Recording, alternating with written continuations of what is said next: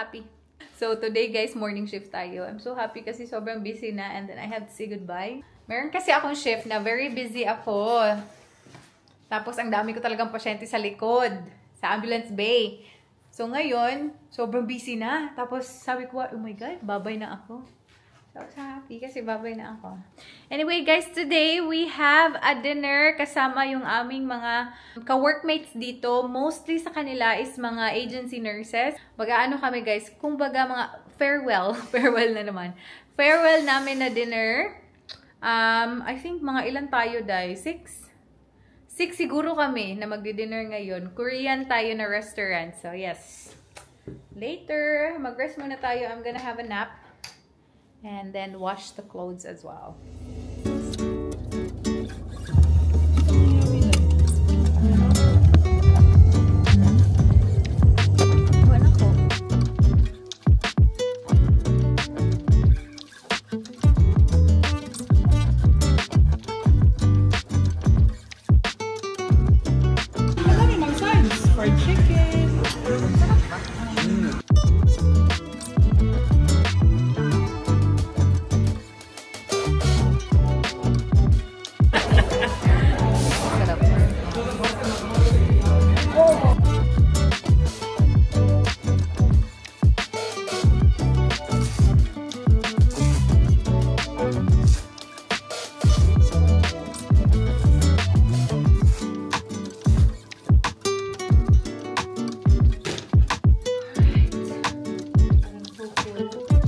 Guys, tapos na yung ating dinner. My God, ang saya. Ang tagal namin. So, I think nag-dinner kami ng mga 6. Tapos, anong oras na ngayon?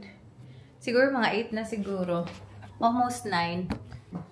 Anong oras na ba talaga? It's 9 o'clock! Oh. Ay! It was so fun. Kasi nga, hindi natin alam. Baka hindi na kami makakabalik dito. Ayun, it's so good na nakapag-dinner kami. You know, catch up, chika-chika. Of course, hindi talaga mawawala yung mga chikahan natin. Mamimiss talaga namin itong lugar na ito. At saka yung mga tao na na-meet namin dito. This has been the longest placement we had so far. Sobrang tagal talaga namin dito. And no regrets talaga kasi ang dami nating nakilala. Ang dami nating mga activities na nagawa, mga memories. So, yun. Nag-sugar overload talaga tayo ngayon. Yung dessert natin, God, sarap.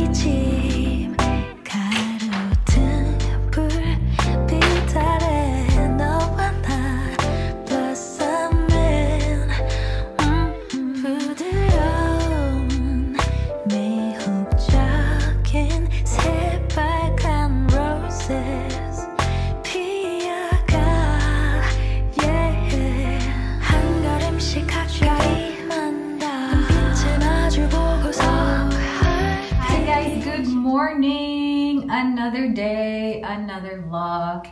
Today, guys, is our second to the last day here sa ating workplace. And grabe, kanina, struggle talaga ako. My shift today starts at 3:30.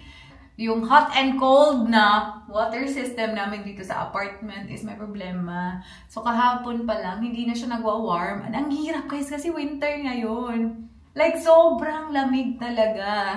Nag-struggle talaga kami ni Michelle. And yun nga, akala namin na-fix lang siya kasi nangyari siya yesterday pa eh. So akala namin magiging okay lang to. So nung nag-morning yung kasama ko dito kanina, ay grabe naman talaga at buhok lang niya yung kanyang na-wash kasi ang lamig-lamig. So ngayon, akala ko din mag-fix na sa akin. So hindi pa rin guys. So kanina, super struggle ako. Ginamitan ko talaga siya ng kettle kasi kailangan nating mag-warm ng water. Ang lamig-lamig ng tubig. Kita niyo yan? Nasali pa yung kaldero at saka isang malaking bowl kasi hindi pwedeng hindi tayo maligo. Nag-fill up lang ako talaga ng hot water kanina.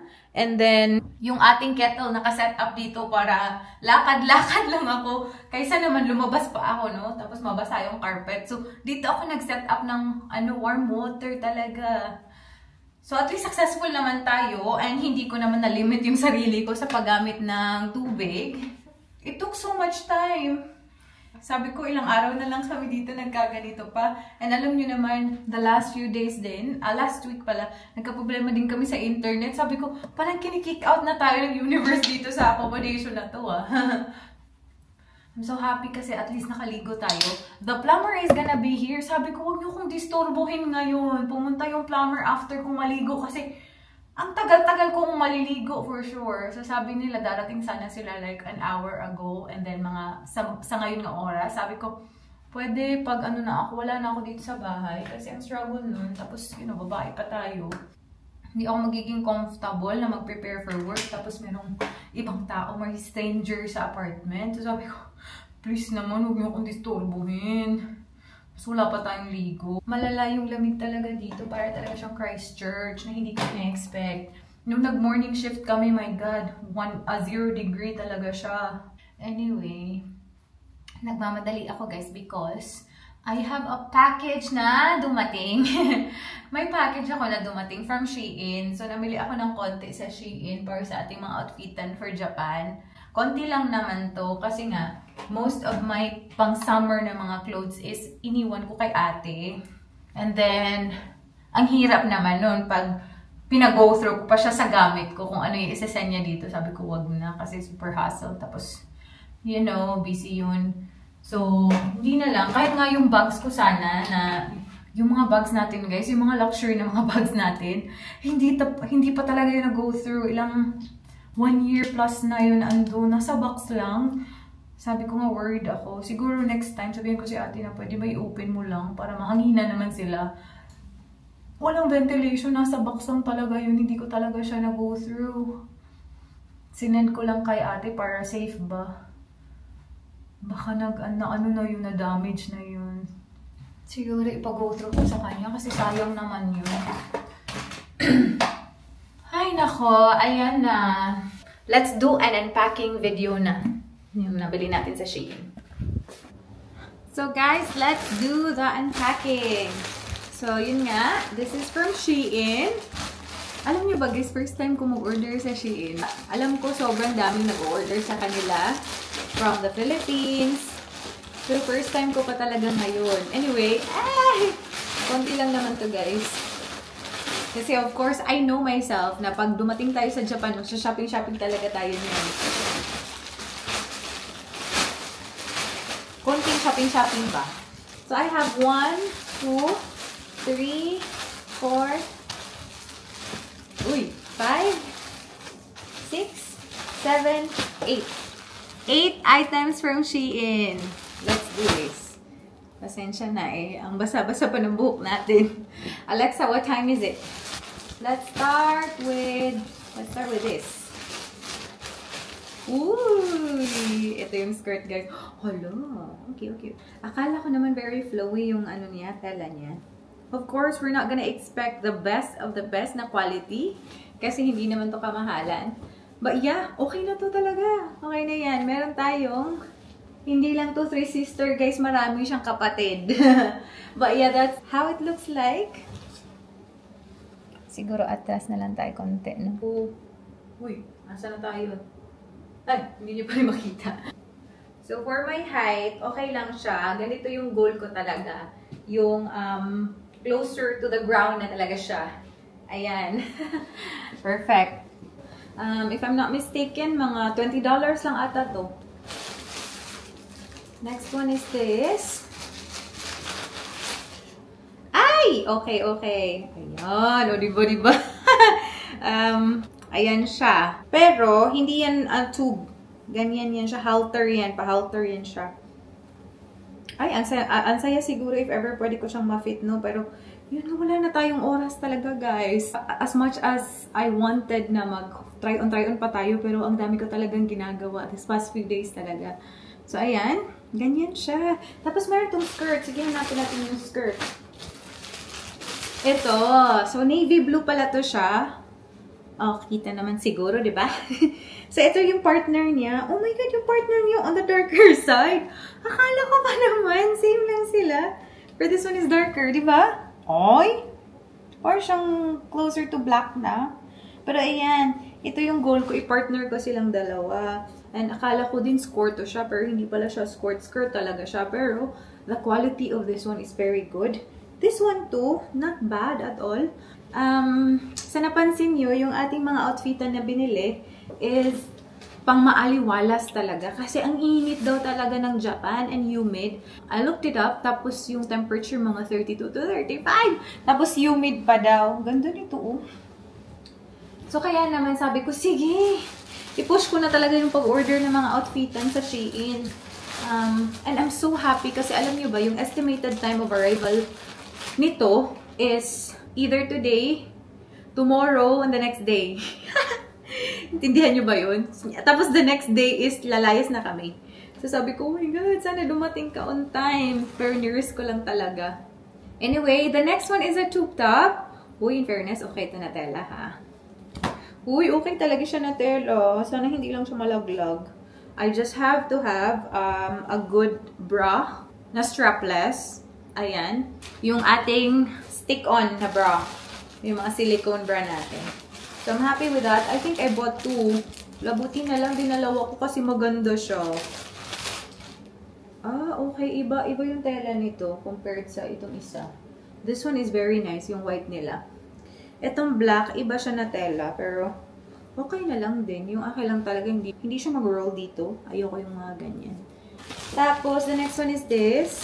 Ito, okay. Ay, okay lang naman to. Pero it's so stiff. Medyo may pagka-stiff yung tela niya. Pero okay lang yan. Maganda yung kulay. Ayan. Diba? Cute. Tapos mag-tube top ka lang. Mag-tube ka lang sa ilalim. Or pwede din ito na din. Ito na lang din yung suot mo. Hala, bakit may dalawa ako? Ay, iba. Meron na naman akong stripe. Naalala ko na. Okay. So, hindi naman yung ganyan ka-open, guys, ha? I-close natin yan. So, magiging ganyan yan. Taneng. Tapos, pwede tayo mag-tube para extra protection. Or pwede namang hindi. As long as we tie it properly, na closer together lang talaga sila. Ayan, para maaliwalas lang. Ooh, it's so cute. Ang cute ng kulay niya. Napipicture out niyo ba kung ano yung datingan nito? Basta ganyan lang yan siya, oh. Yan. Tapos, the last one is this. Akala ko nag-order din ako ng mga accessories. Wala pala, no? Ah, ito halter top to siya. Sana hindi, see-through. Ayun parang see-through. Parang hindi naman. So, ganyan siya. Diba? Lumalaban si ate. Naka-halter top. Ah, ganyan. Para comfortable lang tayo sa ating gala-gala doon. Ganito yung tela niya. Ayan. Oh my God. Kailangan ko na Kailangan ko ng manghipos. Alexa, ay, it's okay lang. Okay lang yung oras actually. Kasi tapos na akong kumain. Tapos na akong linis-linis na lang ako talaga at vitamins. Hindi ko talaga kinakalimutang mag-vitamins. Kasi guys, yung kasama ko, si Madam Michelle is, may sakit.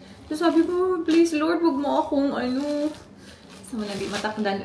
Hindi ako mahawaan because paghala tayo and paano tayo mag-enjoy if may sakit tayo. So sana maging okay na siya kasi At pag winter talaga guys, ang hirap magkasakit, especially if you're a nurse, especially if you're an ED nurse. Kasi, ikaw talaga yung first line. Especially if nasa triage ka, hindi mo pa alam kung ano yung situation ng pasyente, pero singhot-singhot mo na lahat ng mga bacteria at mga virus. So, ayan. Maybe I'm gonna keep some of the bags, no? Okay. I was thinking of even arranging some of my stuff. Now that na-open ko na to, kasi ito na lang inaantay ko, pero I don't think I can do that. I mean, pwede pa naman siguro konti. Messy talaga ng kwarto ko sa ngayon kasi gusto ko kasi i-prepare yung aking mga damit para easier na lang pag ando na ako. Yung shift ko ngayon 3:30, matatapos ako ng midnight. Ito yung mga shifts na ayaw talaga ng mga tao. Pero ako naman, I don't really mind. Kasi hindi nga ako ma-morning person. Pero kahapon, yung nag-morning tayo, I was so happy kasi wala akong struggle sa pagsisleep talaga this past few weeks. Wala na talaga, guys. As long as siguro hindi talaga masyadong malala yung change of shifts, okay lang talaga ako. Yung nangyari kasi, yung past few weeks, galing kang night. Tapos, 2 days off ka. Tapos, morning shift ka. Hindi ko alam if nakaka-relate kayo, pero mahirap na talaga yan sa akin. At wala talaga akong tulog most of the time pag nangyari yan. Sa 2 weeks na roster ko, although iba-iba naman yung shifts ko, pero afternoon kasi sila. So yung sleep ko, hindi masyadong nag-change yung sleep pattern ko. Vitamins talaga ako. Yung akin lang is maging okay na si Inday. Maging okay na si Michelle. Kaming dalawa ni Lawrence, hindi kami magkasakit. Nako. Where's my vitamins? Nakapatong kayo sa vitamins. So, I take Centrum. Tapos yung isa, basta. Basta. Yung isa, basta. Pero ito yung vitamins ko, guys. And then, I drink Berocca as well. Especially ngayon, hindi ko talaga minimiss yung Berocca kasi vitamins. Ang daming may sakit sa ospital. Mga bata. Grabe. Pero ito lang talaga masasabi ko. Iba talaga maging Pilipino. Ibang-iba. Iba naman yung ating healthcare system. Pero dito talaga, kahit na konting kembot lang, ospital agad. Ay, nako. The number of patients presenting ED is malala. Sobrang dami. And a lot of them doesn't even have to present to a hospital, doesn't even have to present to emergency department. This winter time, mas lumala. Hindi nila kayang i-manage yung sarili nila sa bahay nila. And I was like, I also had a flu. Like, ilang times na ako nagka-flu. And I managed everything on my own sa bahay. Kahit na malala na, nag-chills na ako, I managed it on my own sa bahay. Pero yun nga. Madaming presentation na normal symptoms of flu. Pero parang concern na sila. But in a way, understand ko naman kasi kailangan lang talaga ng literacy in terms of like mga ganitong bagay. Pero if wala kasing nag-guide, tayo ang galing-galing natin sa Pilipinas, di ba? Lagnat lang yan, ganyan. Huwag kang pumunta ng ospital, mahal. Dito, linolagdat ako, punta ko ospital. Hindi, wow. Hi! Huwag niyo ako i-batch, pero that's the truth.